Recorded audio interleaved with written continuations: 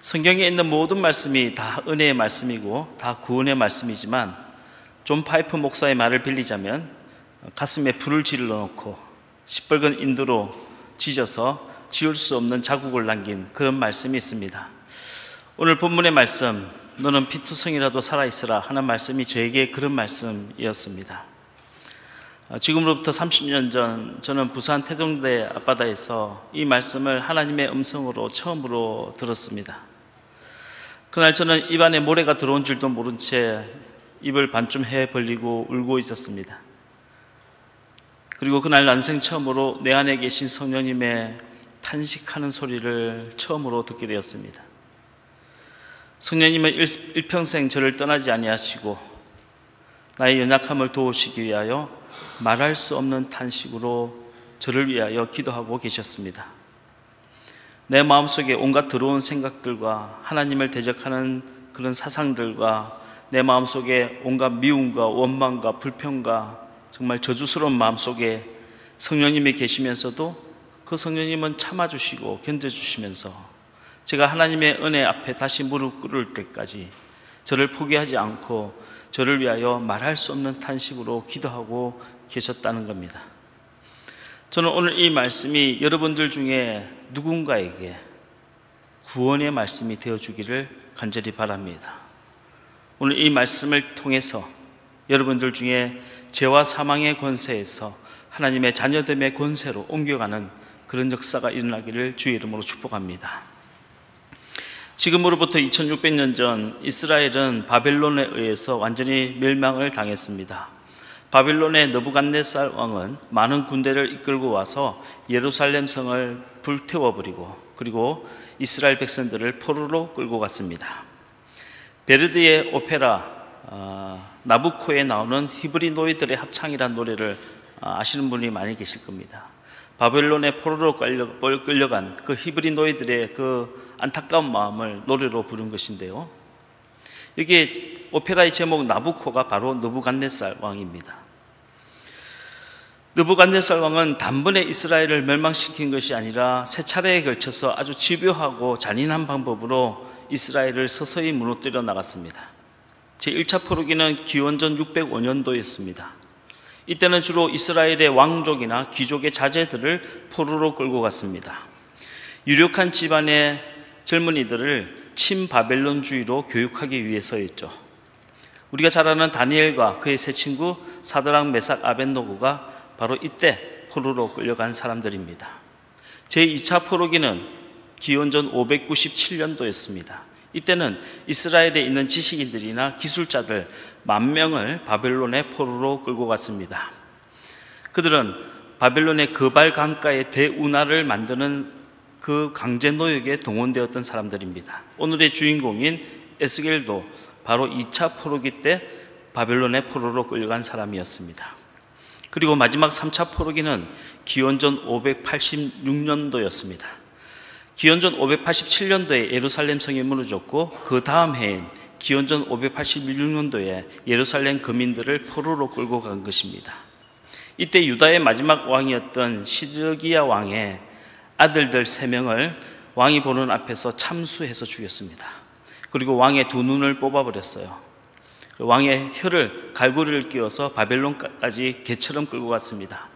네가 이 세상에서 마지막으로 본 장면이 네 자식들이 죽는 장면이다 하는 겁니다. 그리고 그 시드기야 왕을 바벨론의 궁궐에 기둥에 짐승처럼 묶어두고 죽을 때까지 그곳에서 살게 했습니다. 한마디로 바벨론 포로기는 이스라엘 역사상 가장 참담했던 치욕의 순간이었고 이스라엘 역사상 가장 잊지 못할 고통의 순간이었던 겁니다. 오늘 본문의 말씀은 바로 그런 상황 속에서 하나님께서 에스겔에게 하신 말씀입니다. 에스겔은 사독 가문의 자손이었습니다.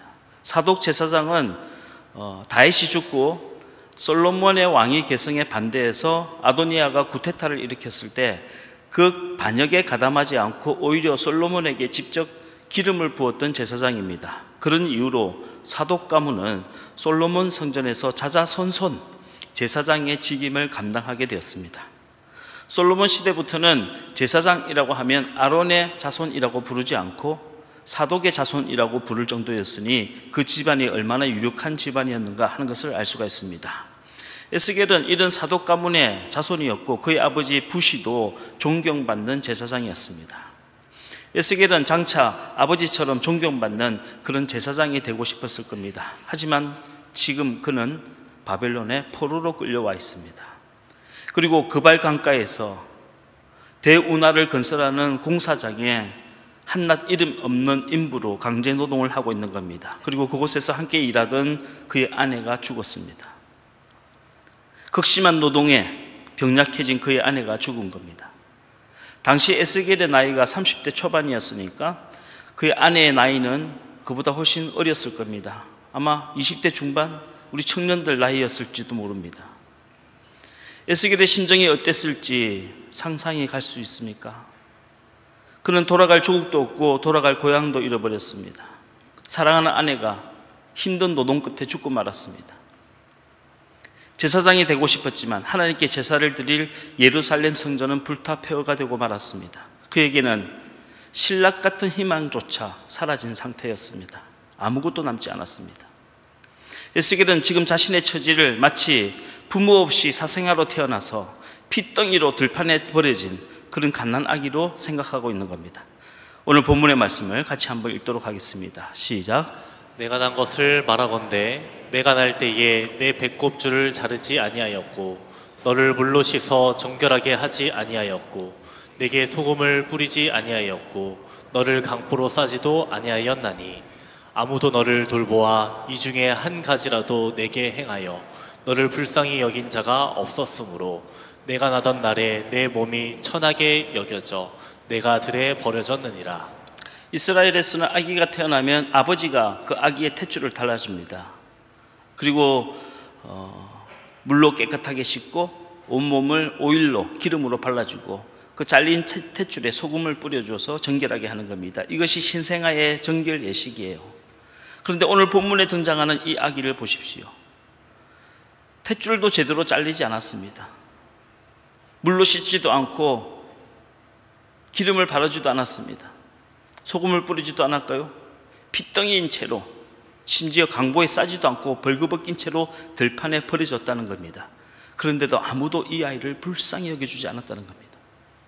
에스겔은 자신의 처지가 바로 이 아이와 같다고 생각한 겁니다. 그런데 하나님께서 에스겔에게 이렇게 말씀하셨습니다. 그 다음 절 6절 말씀을 읽겠습니다. 시작. 내가 내 곁으로 지나갈 때에 내가 피투성이가 되어 발짓하는 것을 보고 내게 이르기를 너는 피투성이라도 살아있으라. 다시 이르기를 너는 피투성이라도 살아있으라 하고. 아직 눈도 못 뜨는 어린아이가 핏덩이 채로 들판에 버려져 있습니다. 엄마의 젖을 빨지 못해서 흙이 지고 배고픈 이 아이는 발짓을 하며 울고 있습니다. 그 들판에는 들깨와 성냥이와 늑대들이 피냄새를 맡으며 먹잇감을 찾아 헤매고 돌아다니고 있습니다. 한마디로 이 아이는 죽을 수밖에 없는 운명인 겁니다. 그런데 하나님께서 이 어린아이와 같은 에스겔에게 말씀하시는 겁니다. 너는 피투성이라도 살아있으라. 내가 다시 말하마 너는 피투성이라도 살아있으라. 30년 전 이별의 아픔과 상처와 상실감과 정말 부끄러운 수치심과 죄책감으로 실험하며 괴로워하던 저에게 하나님께서는 또렷한 음성으로 말씀해 주었습니다. 너는 피투성이라도 살아있으라.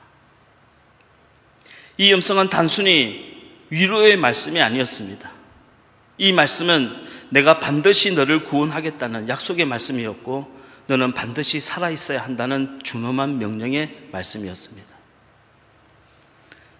한쪽에서는 거부할 수 없는 강한 권위가 있고 또 한쪽에서는 말로 다 할 수 없는 한없는 사랑이 있는 말씀이 너는 피투성이라도 살아있으라 하는 바로 이 말씀이었던 겁니다.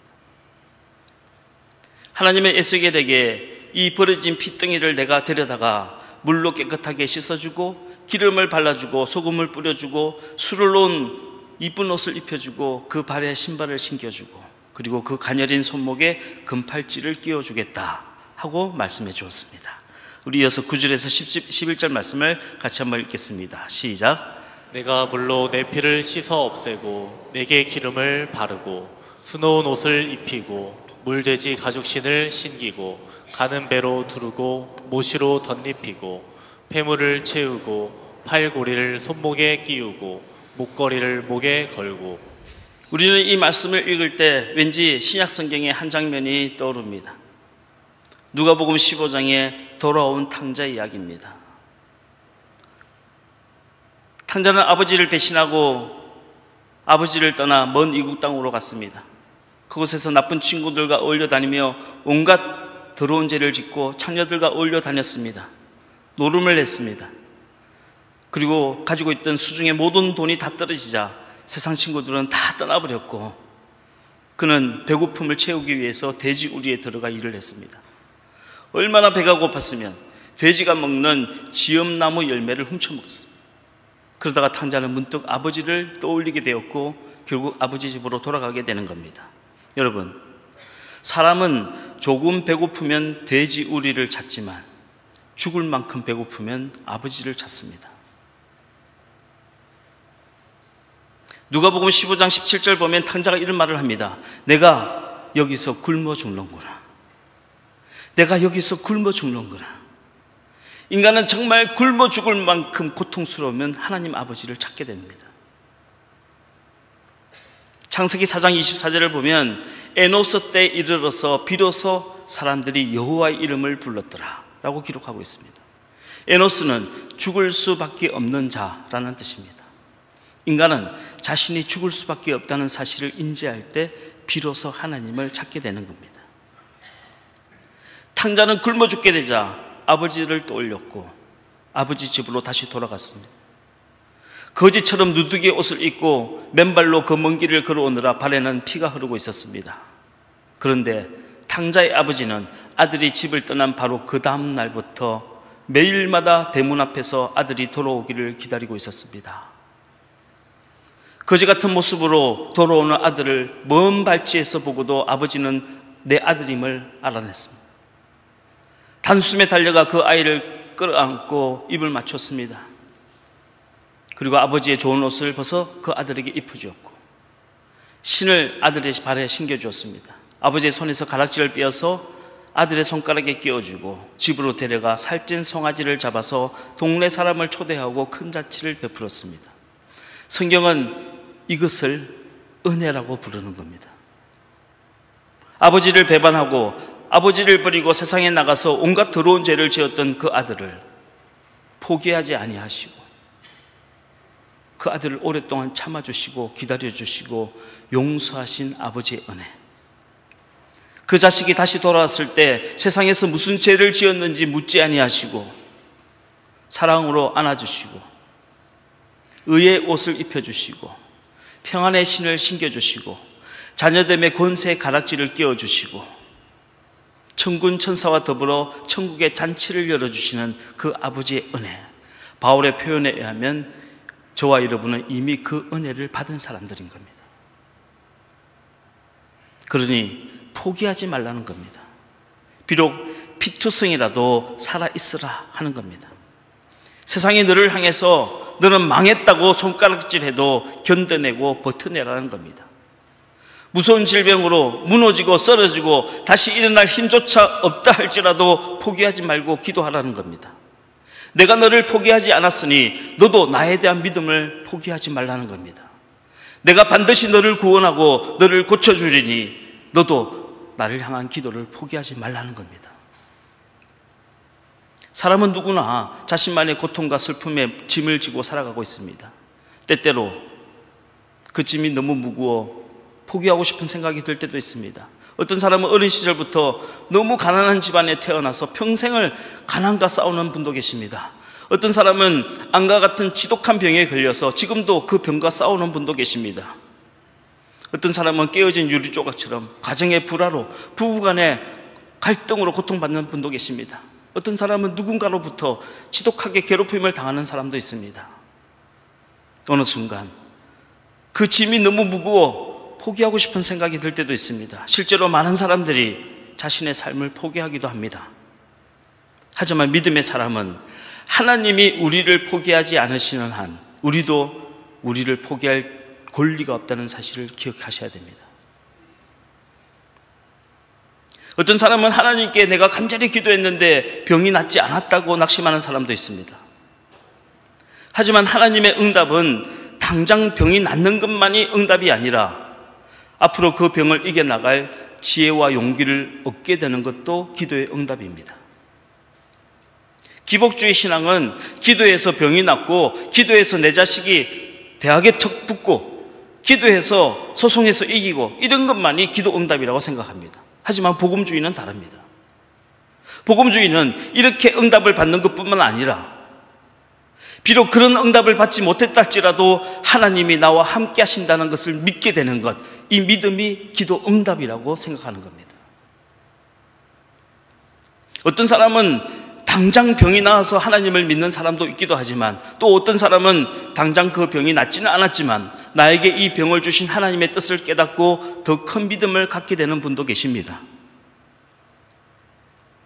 하나님은 어떤 사람에게는 내가 오늘 너를 고치리라고 응답을 주시기도 하지만, 또 어떤 사람에게는 너는 피투성이라도 살아있으라 라는 응답을 주시는 분도 계십니다. 어떤 사람은 즉각적으로 문제가 해결되어서 하나님을 믿게 되는 사람도 있지만, 또 어떤 사람은 문제가 해결되면 하나님을 떠나는 사람도 있습니다. 어떤 사람은 기적을 체험해서 믿음을 갖게 되는 사람도 있지만, 어떤 사람은 기적을 보지 않고도 말씀만으로도 하나님을 믿고 하나님께 충성하는 사람도 있습니다. 여러분, 기도 응답받는 모습은 제각기 사람마다 다 다르지만 변하지 않는 한 가지 분명한 사실이 있습니다. 하나님은 선하시고 하나님은 실수가 없으신 분이란 것입니다.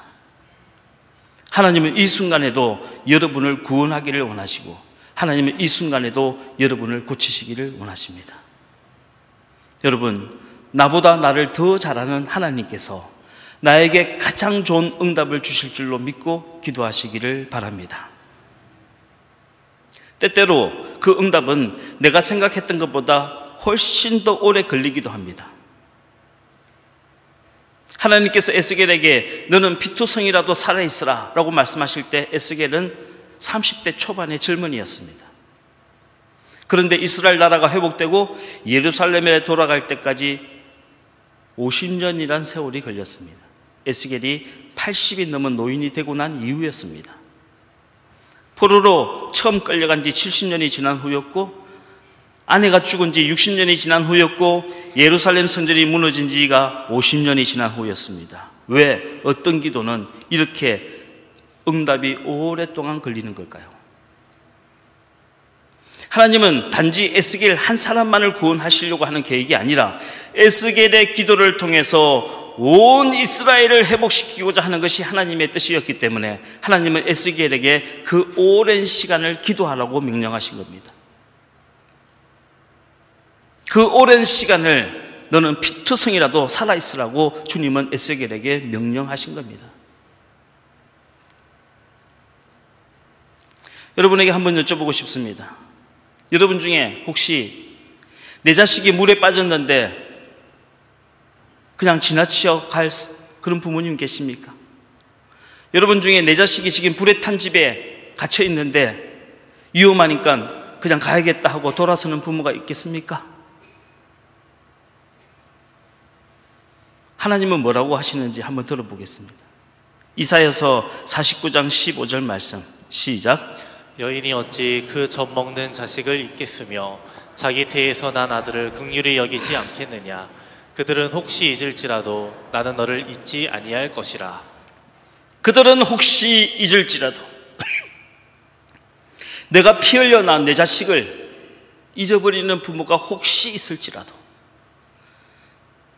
내가 젖먹여 키운 내 자식을 포기하는 부모가 혹시 있을지라도 나는 너희를 절대로 잊지 않고 너희를 절대로 포기하지 않는다. 이것이 하나님이 우리에게 주신 약속인 줄로 믿으시길 바랍니다. 여러분, 하나님은 한 번 택한 하나님의 자녀는 절대로 포기하지 않습니다. 그러니 여러분도 여러분을 포기하지 마십시오. 선교제에 나가서 선교를 하고 복음을 전하고 전도하는 것만이 사명이 아니라 포기하지 않는 것도 사명입니다.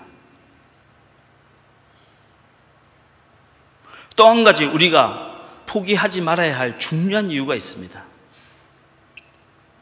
우리는 생텍쥐페리라고 하면 어린 왕자를 쓴 작가로 알고 있죠. 하지만 생텍쥐페리는 소설가이기 이전에 아주 유능한 공군 조종사였습니다. 이분이 쓴 인간의 대지라고 하는 책이 있는데요, 이 책을 읽어보면 실제로 이분이 아프리카 사막에 추락했을 때 사건을 기록하고 있습니다. 1935년 생텍쥐페리는 프랑스에서 비행기를 타고 베트남으로 가는 도중에 그만 아프리카 리비아의 사막에 추락하고 말았어요. 낙하산을 타고 비상탈출을 했습니다. 그리고 그 사막에서 살아남기 위해서 자신이 갖고 있는 온갖 지혜를, 온갖 지식을 다 짜내서 살아서 집으로 돌아가기 위해서 발버둥 쳤습니다. 첫 번째 그가 한 행동은 뭐냐? 바다가 있는 남동쪽으로 계속 걸어가는 겁니다. 북동쪽으로. 왜냐하면 바다가 있는 북동쪽으로 걸어가다 보면 조금이라도 습도를 더 많이 얻게 되고 생존 확률이 조금이라도 더 올라갈 거라고 생각한 겁니다. 두 번째, 이분이 한 행동이 뭐냐? 낙하산을 잘라서 그 낙하산을 밤에 사막 위에 얹어뒀다가 새벽에 이슬을 받아 먹는 거였습니다. 낙하산은 방수로 되어져 있는 천이기 때문에 새벽에 이슬이 고인다는 것을 알고 있었기 때문이에요. 하지만 이런 방법으로는 그 광활한 사막에서 생존할 수 없다는 것을 깨닫게 되었습니다. 생텍쥐페리가 마지막으로 선택한 방법은 비행기 잔해를 다 모아서 불을 태우는 겁니다. 혹시 그곳을 지나가는 비행기가 그 연기를 보고 자기를 구해줄지도 모른다고 생각한 겁니다. 이게 마지막 소망이었어요. 하지만 그것도 소용이 없었습니다. 아무도 그를 발견한 사람이 없었습니다. 이제 포기하고 싶다는 생각이 그에게도 찾아왔습니다.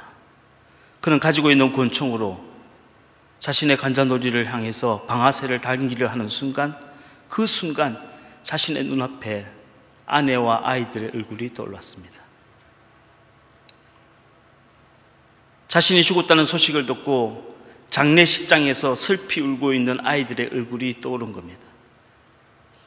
그 순간 생텍쥐페리는 깨닫게 되었습니다. 조난 자는 내가 아니라 바로 그들이다. 내가 그들을 구해줘야 한다. 생텍쥐페리는 포기하고 싶은 순간에 내가 가장 사랑하는 사람을 떠올렸습니다. 죽고 싶고 포기하고 싶은 생각이 들더라도 끝끝내 살아남아야 할 이유는 내가 아니라 바로 그들이었기 때문입니다. 살고 싶다고 하는 원초적인 본능이 내가 그들을 구해야 한다는 거룩한 사명감으로 바뀔 때 그에게 초인적인 힘이 생겨나기 시작했습니다. 그는 장장 30일을 사막길을 걸어 구조대를 만나냈습니다. 우리가 포기하지 말아야 할 첫 번째 이유가 하나님이 우리를 포기하지 않으시기 때문이라면, 우리가 포기하지 말아야 할 두 번째 이유는 우리가 구해야 할 사람들이 있기 때문입니다.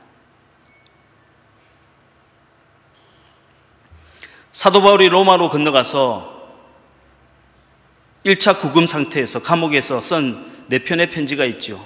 에베소서와 골로새서, 빌레몬서와 빌립보서입니다. 우리는 이것이 사도 바울이 감옥에서 썼다고 해서 옥중서신이라고 부릅니다. 그 중에 빌립보서에서 사도 바울은 이런 고백을 했습니다. 빌립보서 1장 21절로 24절 말씀을 같이 한번 읽겠습니다. 시작. 이는 내게 사는 것이 그리스도니 죽는 것도 유익함이라. 그러나 만일 육신으로 사는 이것이 내 일의 열매일진데 무엇을 택해야 할는지 나는 알지 못하노라. 내가 그들 사이에 끼었으니 차라리 세상을 떠나서 그리스도와 함께 있는 것이 훨씬 더 좋은 일이라. 그렇게 하고 싶으나 내가 육신으로 있는 것이 너희를 위하여 더 유익하리라. 사도 바울은 죽는 것이 더 유익하다고 말했어요. 왜냐하면 사도 바울은 천국에 대한 소망이 너무나도 확실했습니다. 여러분, 사도 바울은 입심 중에 천국으로 올라가 삼청천을 다 보고 온 사람이에요.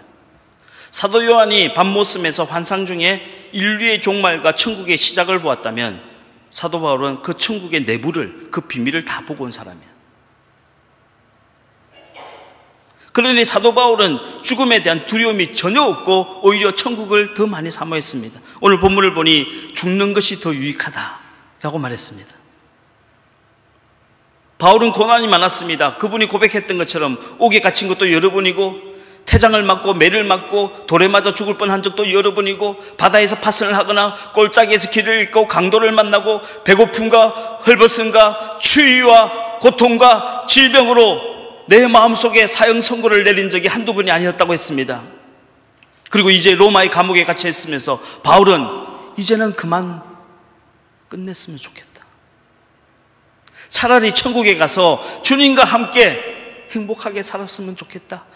내가 그것을 더 원한다고 고백했습니다. 그런데 24절을 보니 그럼에도 불구하고 내가 육신 중에 거해야 할 이유는 나 때문이 아니라 너희들 때문이라고 그랬어요.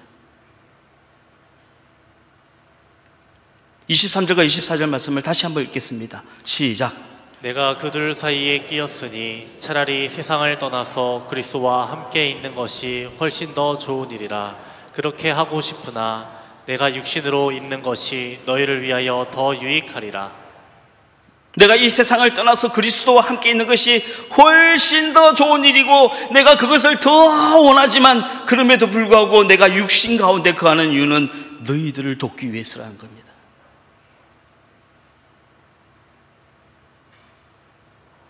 바울은 내가 아니라 너희들을 위해서 내가 지금 살아있는 것이 더 유익하다고 고백했어요. 바울이 감옥에서도 자신의 삶을 포기하지 않았던 이유는 개똥밭에 굴러도 이성이 더 낫다고 하는 그런 천박한 세속주의 때문이 아니에요. 한 사람의 영혼이라도 더 구원하기 위해서였습니다. 바울이 감옥에서 살아야겠다고 결심한 이유는 죽는 것이 두려워서가 아니었어요. 주님이 나에게 주신 그 사명을 끝까지 완수하기 위해서였습니다. 실제로 바울은 1차 포로기에서 투옥기에서 풀려나서 5년 동안 자유몸이 되었는데, 그 5년 동안 로마에서 엄청나게 많은 사람들을 만나고 전도하고 선교했습니다. 젊은 시절보다 더 열정적으로 복음을 전했습니다. 그 많은 연세 많은 바울이 말입니다. 우리는 성경에 기록이 남아있지 않아서 바울이 그 5년 동안 1차 투옥기와 2차 투옥기 사이에 5년 동안 누굴 만나서 어떤 복음을 전했는지 다 알 수는 없어요. 하지만 대략 디도서라든지 디모데 전서를 통해서 바울이 이렇게 열정적으로 선교를 했구나 하는 것을 알 수는 있습니다. 그들이 누구였는지는 우리는 알 수 없지만 분명한 사실 하나는 그 5년 동안 바울을 만났던 사람, 바울을 통해서 그리스도의 복음을 들었던 바로 그 사람들에 의해서 AD 313년 로마는 기독교로 바뀐다는 겁니다. 기독교가 로마의 국교로 변했습니다. 단지 죽는 게 두려워서, 개똥밭에 굴러도 이성이 더 나으니까 더 살고 싶다고 한다면 그건 정말 욕심이고 그건 집착입니다. 하지만 단 하루를 살더라도 내가 아닌 다른 사람을 위해서, 다른 사람의 영혼을 위해서 살기를 원한다면 그것은 믿음이고 거룩한 사명인 겁니다.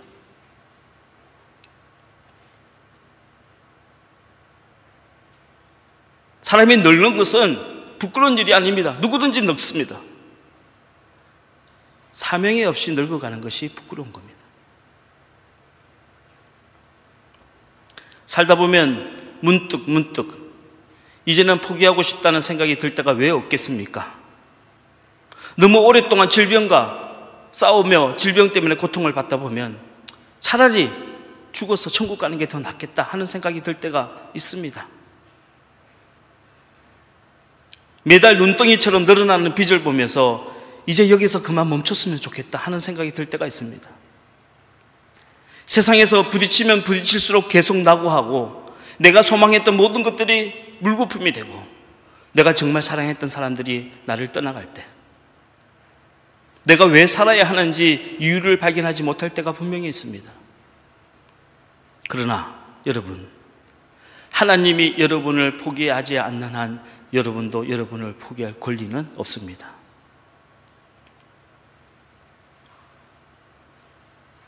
그럼에도 불구하고 여러분이 구해야 할 사람이 있기 때문에 여러분에게는 포기할 권리가 없는 겁니다. 하나님이 우리에게 남아있는 삶을 주셨다면 분명히 누군가를 구하라는 사인입니다. 믿음의 기도는 환경을 바꾸기도 하고 기적도 일으키기도 하지만 그보다 기도하는 우리 자신을 먼저 변화시킵니다. 이것이 가장 큰 응답이고 이것이 가장 큰 기적입니다. 영화 33라고 하는 영화가 있습니다. 33. 이 영화는 2010년도에 칠레 광산이 무너졌던 실제 상황을 그대로 영화로 옮겨놓은 겁니다.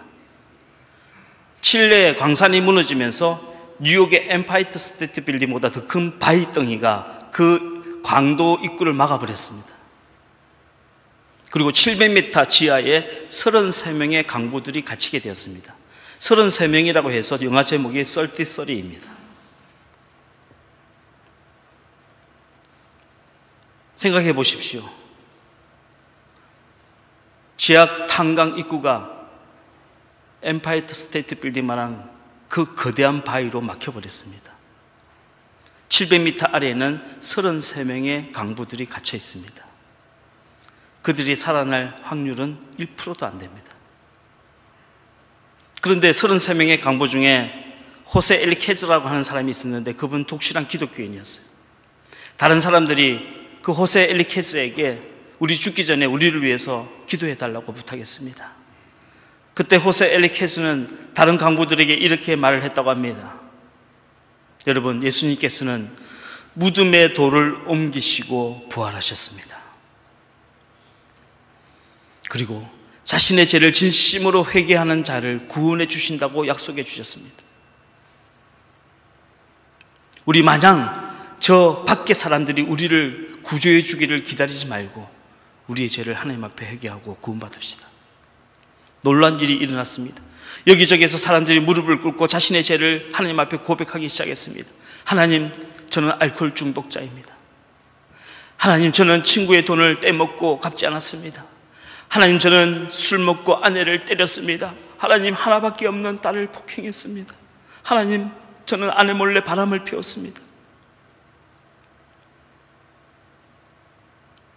그리고 69일이 흘러갔어요. 사람들은 드릴로 바위를 뚫었고 69일 만에 그곳에 도착했습니다. 사람들은 말합니다. 그 엄청난 바위를 69일 만에 뚫은 것은 기적이라고 말했습니다. 또 어떤 사람은 말했습니다. 69일 동안 지하에 갇혀있는 사람이 한 사람도 죽지 않고 살아난 것은 기적이라고 말했습니다. 하지만 더 큰 기적이 땅속에서 일어났습니다. 그들은 하나님께 회개했고 용서받고 구원받았습니다. 그것이 가장 큰 기적이었던 겁니다. 그들은 그 깊은 땅속에서 하나님을 만났고 절대로 우리를 포기하지 아니하시는 하나님의 은혜를 만났습니다. 그보다 더 중요한 것은 우리가 살아서 이곳을 나가게 되면 믿지 않는 내 가족과 내 형제들이 구원을 받게 될 거라는 믿음을 갖게 되었습니다. 그들은 내가 아니라 그들을 구하기 위해서 살아남은 겁니다.